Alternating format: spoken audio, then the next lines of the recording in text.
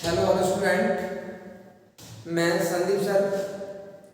आज की इस क्लास में मैं आपको क्लास 10th के अंदर मैथमेटिक्स के अंदर एक्सरसाइज नंबर 2.2 कराऊंगा और मैं इसके आपको कॉन्सेप्ट कराऊंगा। इससे लास्ट लेक्चर में मैंने आपको एक्सरसाइज 2.1 कराई थी, तो हम लोग देखते हैं आगे एक्सरसाइज नंबर 2.2 कॉन्सेप्ट पढ़ेंगे और एक्सरसाइज भी करेंगे। अभी आपका ये है द्विघात समीकरण। क्या बेटा? द्विघात समीकरण। तो सबसे पहले हम ये सीख लेते हैं कि द्विघात समीकरण क्या होता है ना। जब हमें कहीं जाना होता है तो उससे पहले हमें ये जानना होता है किस रास्ते से होकर जाना है ना। तो कॉन्सेप्ट मेरा ये है कि द्विघात समीकरण क्या होता है। द्विघात समीकरण एक ऐसा समीकरण होता है जिसमें चर पद की अधिकतम घात 2 होती है। द्विघात समीकरण एक ऐसा समीकरण होता है जिसमें x की सबसे बड़ी घात 2 होती है, जिसमें x की सबसे बड़ी घात 2। तो ऐसा समीकरण क्या समझा? ऐसा समीकरण जिसमें x की अधिकतम घात, जिसमें x की अधिकतम घात 2 होती है। कितनी होती है बेटा? 2 होती है। उसे आप कहते हैं द्विघात समीकरण। उसे आप क्या कहते हैं? उसे आप बोलते हैं बेटा द्विघात समीकरण बोलते हैं। उसे आप द्विघात समीकरण उसे आप बोलते हैं। जैसे आप एग्जांपल लिखेंगे, मैंने लिखा बेटा 5x² + 6x + 7 = 0। अभी आप देख पा रहे होंगे इसमें x की जो सबसे बड़ी घात है वो 2 है। कितनी बेटा? 2। ये आपकी 2 घात बनी है x की, तो आपका ये द्विघात समीकरण है। आपने देखा 3y² + 5y + 3 = 0। इसमें भी आप देख पा रहे हैं कि y की जो सबसे बड़ी घात है ना, y की जो सबसे बड़ी घात है वो आपकी 2 है। कितनी है? 2। तो ये भी आपका एक द्विघात समीकरण है। क्या बेटा? आपका ये एक द्विघात समीकरण है। सेकंड एग्जांपल, थर्ड एग्जांपल लेता हूं मैं। First example, second and third. तीसरा आपने एग्जांपल लिया 4 पापा का स्क्वायर + 5 पापा + 6 = 0। तो इसमें भी क्या है? चर पद में माना है पापा, उसकी उनकी घात सबसे बड़ी 2 है, इसीलिए ये भी आपका एक द्विघात समीकरण है। तो आप अब तो बड़ा ये सीख गए कि द्विघात समीकरण क्या होता है और पहचान कैसे करते हैं। अगर कोई आपको रास्ते में मिल जाए तो आप बोलते चाचा जी नमस्ते, पापा जी नमस्ते, सर जी नमस्ते, गुरु जी नमस्ते, गुरु जी प्रणाम लागे, जो भी आप एक्सरसाइज बोलते हैं वैसे ही आप जब भी द्विघात समीकरण देंगे तो नमस्ते करते हैं, क्योंकि आप पहचान लेंगे ना द्विघात समीकरण को। द्विघात समीकरण की सबसे बढ़िया पहचान है कि जो सबसे बड़ी घात उतने घात का समीकरण, तो 2 घात के लिए 2 घात चाहिए। देखते हैं कॉन्सेप्ट नंबर सेकंड। इसके अंदर अभी आप ये सीखे कि द्विघात समीकरण क्या होता है और इसकी पहचान कैसे की जाती है। अब मैं आपको बताने वाला हूं आगे कि द्विघात समीकरण को हल करने के तरीके, द्विघात समीकरण को हल करने की विधि। क्या कितनी विधियां आपके पास ऐसी हैं कि जिनके माध्यम से द्विघात समीकरण को हल कर सकते हैं। You are understand my language easily. मैं आपको ये बताने वाला हूँ कि द्विघात समीकरण को हल करने की कितनी विधियां आपके पास अवेलेबल हैं, कितने तरीके से आप इसके क्वेश्चन को सॉल्व कर सकते हो। तो फॉर एग्जाम्पल मैंने माना कि मेरे पास एक द्विघात समीकरण है ax² + bx + c = 0। तो द्विघात समीकरण को हल करने की बेसिकली 3 विधियां होती हैं। सामान्यतः 3 विधि होती है बेटा। नंबर 1 होती है गुणनखंड विधि। कौन सी विधि बेटा? गुणनखंड विधि। एक सेकंड बेटा आपकी होती है श्रीधराचार्य विधि। श्रीधराचार्य विधि, ये गणितज्ञ का नाम है श्रीधर, उनके नाम पर पड़ी है श्रीधराचार्य। और बेटा तीसरी विधि आपकी है मूलों के योगफल ऑब्लिक गुणनफल के आधार पर। मूलों के योगफल ऑब्लिक गुणनफल के आधार पर। किसके आधार पर? मूलों के गुणनफल के आधार पर। किसके आधार पर है? मूलों के गुणनफल के आधार पर। तो एक एग्जांपल लेते हैं, एग्जांपल लेके समझते हैं, देखते हैं। जैसे मैं एक एग्जांपल लेता हूँ, मैंने एग्जांपल लिया मान लो 2x² + 5x + 3 = 0। मैं ये आपको तीनों विधि से सॉल्व बताने वाला हूँ। आपके पास है 2x² + 5x + 3 = 0। क्या है बेटा? बस 2x² + 5x + 3 = 0। अब पहले विधि देखते हैं, गुणनखंड वाली विधि। बेटा आपको इसमें करना क्या है? पहली और तीसरी संख्या का मल्टीप्लाई करना है। पहली और तीसरी संख्या का मल्टीप्लाई करना है। तो यहाँ पर 2 3 कितना है? 6, 2 3 जा 6 है मल्टीप्लाई इसका। और बीच वाली संख्या को दो भागों में तोड़ना है, डिवाइड करना है कि उन्हें जोड़ने पर 5x हो जाए, लेकिन गुणा करने पर 6 आना चाहिए। जोड़ने पर 5 हो जाए और मल्टीप्लाई करने पर 6 हो जाए। तो आपको पता है 2 और 2 + 3 5 होते हैं, 2 3 6 होता है। तो मैंने इसे तोड़ दिया 2x² + 2x + 3x + 3 = 0। इन दोनों में से बड़ा कॉमन है 2x, तो यहाँ पर हो गया x, यहाँ हो गया 1। यहाँ से बड़ा कॉमन है 3, तो ये बड़ा हो गया x + 1 = 0। ये संख्या दोनों में से कॉमन है आपकी, तो x + 1 कॉमन हो गया और ये बचा बेटा आपका 2x + 3 = 0। क्लियर? अब आप देख पाएंगे कि x + 1 = 0, तो x = हो जाएगा बेटा -1। दोस्त लड़ाई कर दोगे, पंगा लो, 200 बन जाएगा आपका। तो प्लस इधर आके बेटा क्या हो गया? प्लस इधर आके हो गया माइनस। अब देखेंगे 2x + 3 = 0। अब ये फिर दोस्त क्या हो जाएगा? दुश्मन। करेक्ट। तो ये प्लस आएगा आपका माइनस में और ये मल्टीप्लाई जाएगा डिवाइड में। तो x की वैल्यू हो गई -3/2 और एक आंसर हो गया -1। अब देख पा रहे होंगे सवाल में, आपके सवाल के दो आंसर आ गए। एक आंसर आ गया x = -1 और एक आंसर आ गया आपका x = -3/2। क्लियर हो गया बेटा आपको? तो ये विधि आपकी थी गुणनखंड विधि। कौन सी विधि बेटा? ये आपकी गुणनखंड विधि, मैंने फैक्टर मेथड से आपने ये सॉल्व कर लिया। अब आप इसी को हल करने का, ये फर्स्ट मेथड हो गया। इसी को हल करने का आप सेकंड मेथड देखिए बेटा। इसी को हल करने का सेकंड विधि देखिए कैसे करेंगे। सेकंड तरीका आपके पास सवाल वही है 2x² 5x + 3। माने आपकी मंजिल वही है, आप रास्ता बदल रहे हैं ना। मंजिल वही है, रास्ता मैंने चेंज किया। अब सॉल्व करने का दूसरा तरीका देखते हैं। तो एक घटक कितने बड़ा घटक की श्रीधराचार्य जी। तो श्रीधराचार्य सूत्र से, अब ये सूत्र क्या है इनका? x बराबर -के b + -b² - 4ac/2b। इस सूत्र में आपको वैल्यू पुट करनी है और सॉल्व करना है इसे। बस सॉल्व करने के बाद आपके दो आंसर आएंगे, क्योंकि बीच में इसमें प्लस और माइनस लगा है। बीच में बेटा क्या लगा है? प्लस और माइनस। करेक्ट, इसीलिए इसके दो आंसर आएंगे। अगर ये सबसे पहले आपका ए है बेटा, ये वाली संख्या आपकी बी है, ये वाली आपकी संख्या सी है। सभी विद्यार्थियों क्लियर हो रहा होगा। किसी को कोई प्रॉब्लम हो हमें कमेंट बॉक्स में जरूर बताएं। तो बेटा ए की जगह ए का मान लगा दें, बी की जगह आप बी का मान लगा दें और सी की जगह पर आप सी का मान लगा दें। तो बी की जगह आप लगाएंगे बेटा -5 + बी का मान 5 है आपका, तो 5 का स्क्वायर -4।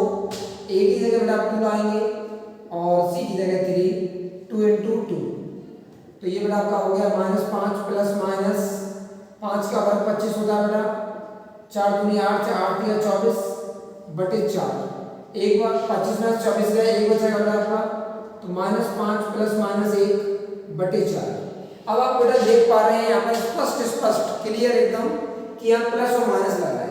क्या लगा है? प्लस और माइनस। जी हाँ, बिल्कुल आप सही पहचान पा रहे हैं कि यहाँ दो साइन यूज किए गए हैं, प्लस और माइनस। इसी कारण इसके दो आंसर आने वाले हैं, एक बार प्लस में, एक बार माइनस में। तो एक बार बेटा मैं प्लस लेता हूँ, एक बार लेता हूँ माइनस। तो 5 में से 1 गया तो 4, और 4 में 4 का भाग दूंगा तो आंसर आ गया -1 बेटा। अब माइनस का 5 ये रहा, माइनस का 1 आप लेंगे तो माइनस के 6 और 4 नीचे, तो माइनस के 6/4, 2 से काट दोगे माइनस के 3/2। तो एक आंसर आपका माइनस के 3/2 है और एक आंसर आपका -1 है। जी हाँ, आप सभी विद्यार्थी इस आंसर को पहले ही सॉल्व कर चुके थे, ये आंसर आपके। अब देखेंगे दोनों ही आंसर आपके कैसे हैं, सेम, क्योंकि हमारा मंजिल एक ही थी, हमने रास्ता बोला था। मंजिल हमारी एक ही थी, हमने क्या बोला, रास्ता बोला था सवाल करने का। अब मैं आपको तीसरा मेथड सिखाने जा रहा हूँ बेटा, बहुत ही ज़्यादा इजी है, इंटरेस्टेड है।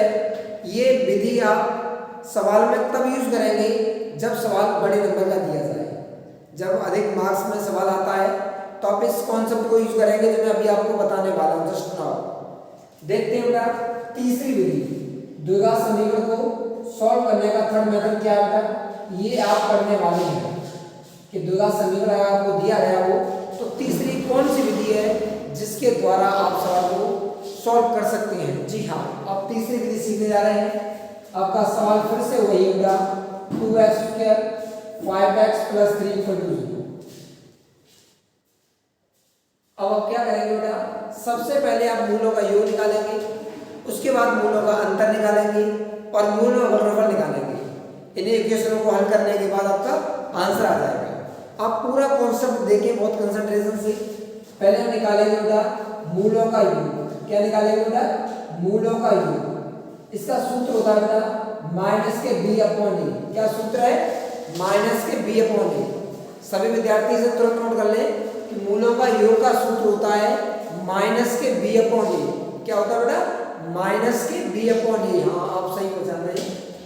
इससे बेटा शॉर्ट में आप अल्फा प्लस बीटा कह सकते हैं =-b/a। इस सवाल में बेटा b की जगह -5 लिखा है तो -5, a की जगह बेटा 2 लिखा है तो -5/2 आ गया। अब निकालेंगे आप, इसे मान लें समीकरण नंबर 1। अब आप निकालेंगे बेटा मूलों का अंतर। क्या निकालेंगे, मूलों का अंतर। इसका सूत्र है बेटा c/a। तो अल्फा × बीटा = c/a होता है और c की जगह आपके सवाल में 3 है बेटा, कितना है 3। a की जगह आपका 2 लिखा है। ये पहली संख्या a होती है, दूसरी b होती है और तीसरी संख्या आपकी c होती है। तो आपका आ गया 5/2। अब तीसरा कॉन्सेप्ट लाएंगे मूलों का अंतर। मतलब क्या लाएंगे, ये आपका होगा मूलों का गुणनफल। मूलों का गुणनफल लाइए। अब निकालेंगे मूलों का अंतर, तो ये हो जाएगा अल्फा - बीटा। इसका बेटा फॉर्मूला होता है, डायरेक्टली फॉर्मूला है। क्या है, डायरेक्टली फॉर्मूला है। ये आपने क्लास 7 में पढ़ा होगा, बीजगणित में, क्लास 7 या 6 में, इसमें सब में मिलता है पढ़ने को। फॉर्मूला होता है इसका अल्फा + बीटा का होल स्क्वायर -4 अल्फा बीटा। बेटा यहाँ वैल्यू पुट करेंगे, अल्फा + बीटा का आंसर आपके पास -5/2 का होल स्क्वायर अल्फा × बीटा की वैल्यू आपके पास बेटा 5/2 है। इससे आप सॉल्व करेंगे तो 5 25 25/4 हो गया और ये 5 × 20 20/2 हो गया। सॉरी, अल्फा × बीटा की क्या है, हाँ 5/2।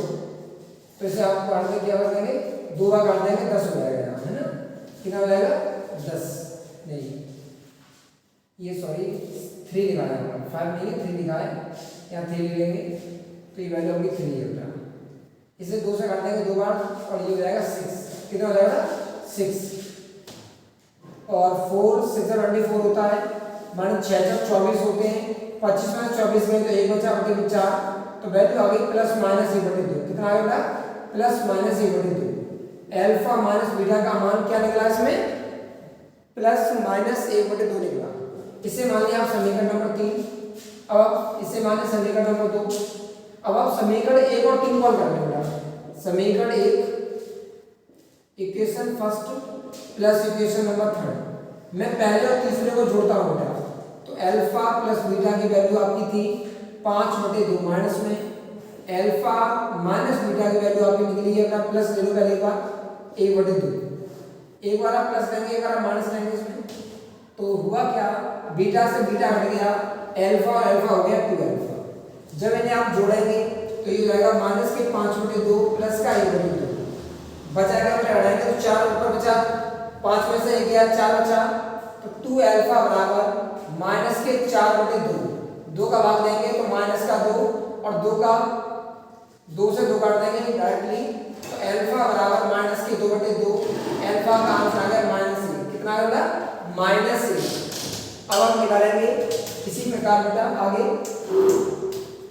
आपको मालूम है, आपको ये तो मालूम पड़ गया ना कि अल्फा की वैल्यू -1 है। आप डायरेक्टली समीकरण 2 में रख देंगे। अल्फा का मान समीकरण 2 में रखने पर अब आधे विद्यार्थी तो ये सोच रहे होंगे सर ने ये 2 में ही क्यों रखा, तो आप इसे बेटा किसी में भी रख सकते हैं। समीकरण 1 में रख सकते हैं, आपकी इच्छा हो 2 में रख दें, आपकी इच्छा हो 3 में रख दें, आप किसी में भी रख दें, जो भी आपकी दैट्स आर चॉइस, जो भी आपकी इच्छा हो उसमें रख दें। तो मुझे आसान लगा कि अल्फा बीटा यहाँ रखने से जल्दी हो जाएगा सॉल्व। ये 3.2 है, अल्फा का मान -1 है into beta equal to 3.2 minus आ जाएगा तो बीटा की वैल्यू -3.2 आ जाएगी। कितनी आएगा? -3.2। आपने देखा कि यहाँ पर भी वही आंसर आए, जो दोनों आंसर यहाँ पर आए थे वही आंसर इस विधि से भी बेटा आए। तो ये 3 तरीके हो गए आपको, ये आपके 3 तरीके हो गए द्विघात समीकरण को हल करने के। जी हाँ, मैंने अभी तक आप सभी विद्यार्थियों को ये 3 तरीके सिखा दिए हैं कि द्विघात समीकरण को किन 3 तरीकों से सॉल्व किया जा सकता है। तो कॉन्सेप्ट आपके 2 क्लियर हो गए। अब कॉन्सेप्ट नंबर 3 देखते हैं बेटा। कॉन्सेप्ट नंबर 3, कॉन्सेप्ट नंबर आपका 3 बहुत आसान है, इजी है। हाँ, आप तुरंत सीख जाएंगे इसे, तो हार्ड तरीके से ये बताता हूँ आपको भी। देखो, तो कॉन्सेप्ट नंबर 3 आपका ये है कि द्विघात समीकरण को बनाना, द्विघात समीकरण को बनाना माने कैसे द्विघात समीकरण बनाया जाता है। इस तरीके से आप ये सीखेंगे कि कैसे द्विघात समीकरण बनाया जाता है। आप बहुत इजीली समझ जाएंगे कि द्विघात समीकरण कैसे बनते हैं। इसका मामूली सा एक फॉर्मूला है, छोटा सा, तो आपको याद करना है। ये सूत्र है इसका, मैं लिख देता हूँ सूत्र को। फॉर्मूला इसका x² माइनस मूलों का योग इंटू x प्लस मूलों का गुणनफल बराबर 0। ये आपका कॉन्सेप्ट बेटा कि x² माइनस मूलों का योगफल इंटू x प्लस मूलों का गुणनफल इक्वल टू 0। अब लिखेंगे यहाँ पर x² minus alpha plus beta into x plus alpha beta बराबर 0। ये आपका हो गया द्विघात समीकरण को बनाने का तरीका। ये क्या हो गया बेटा आपका?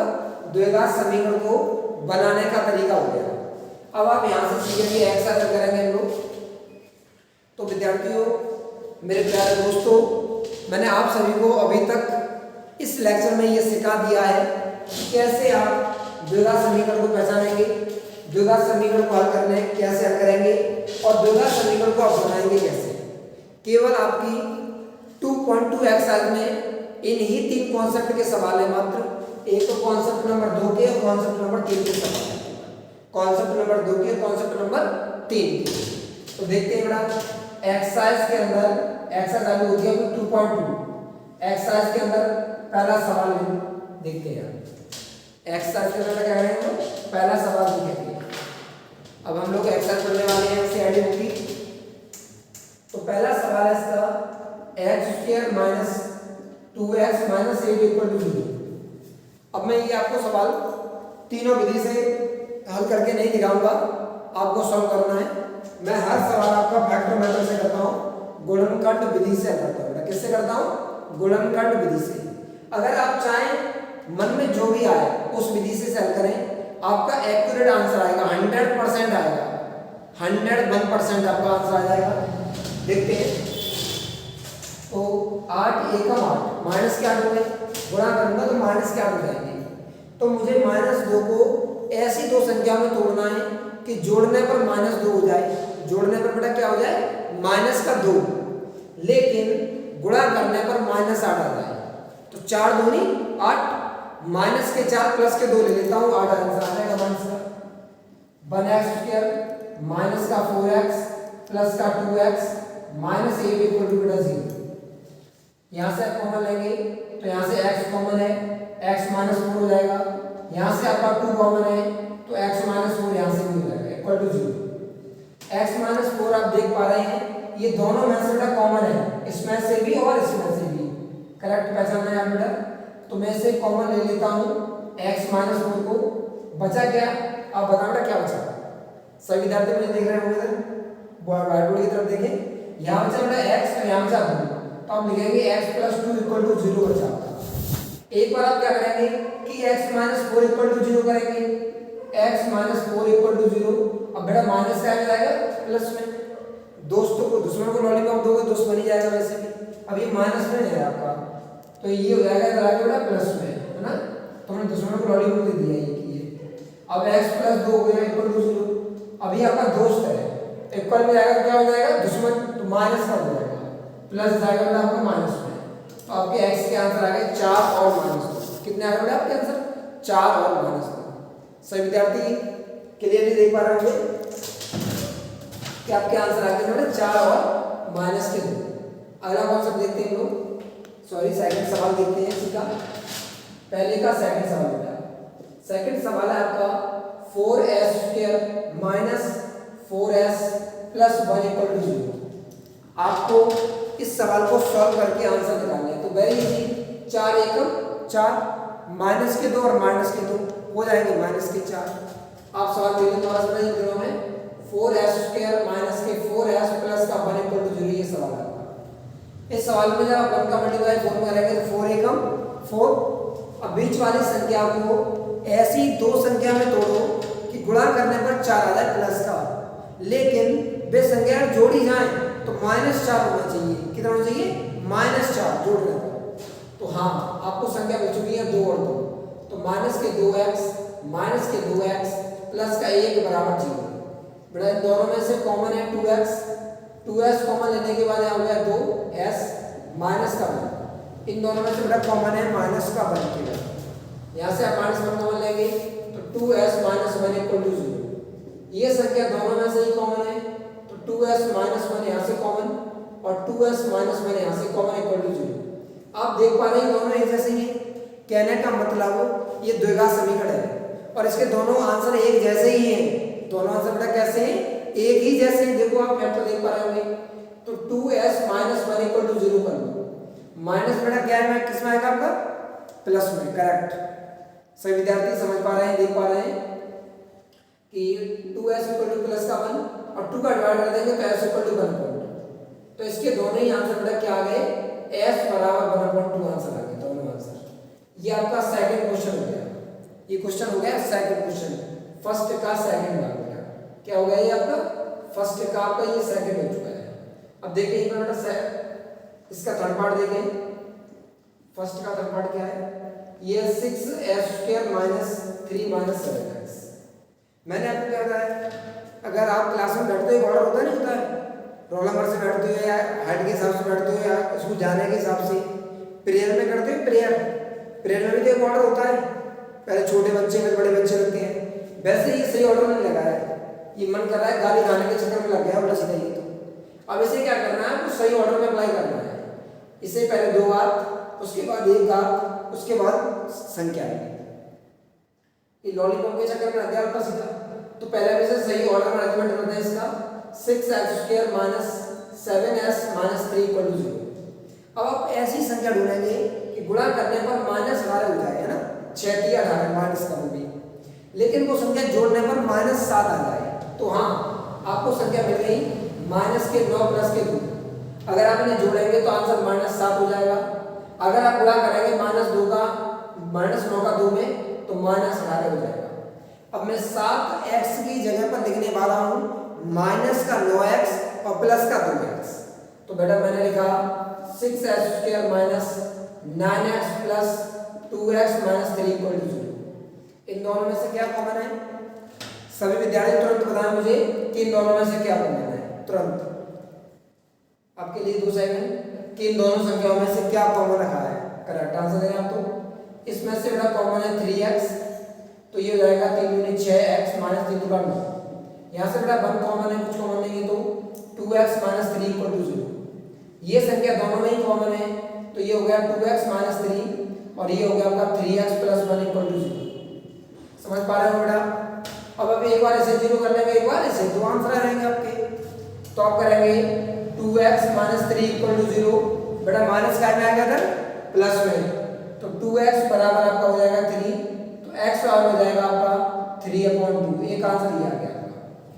सेकंड हम यही करेंगे कि 3x + 1 इक्वल टू 0, अब प्लस 1 में इधर आके माइनस का हो जाएगा, तो 3x इक्वल टू -1 और 3 का भाग दे देंगे आप, तो x इक्वल टू -1/3, तो इतना आ गया आपका x इक्वल टू -1/3। तो आप अपनी एक्सरसाइज 2.2 के अंदर अब तक 3 सवाल देख चुके हैं, 3 सवाल है ना। एक बार सभी विद्यार्थी इसका स्क्रीनशॉट ले लें और जो भी नोट करना चाहे वो नोट कर लें।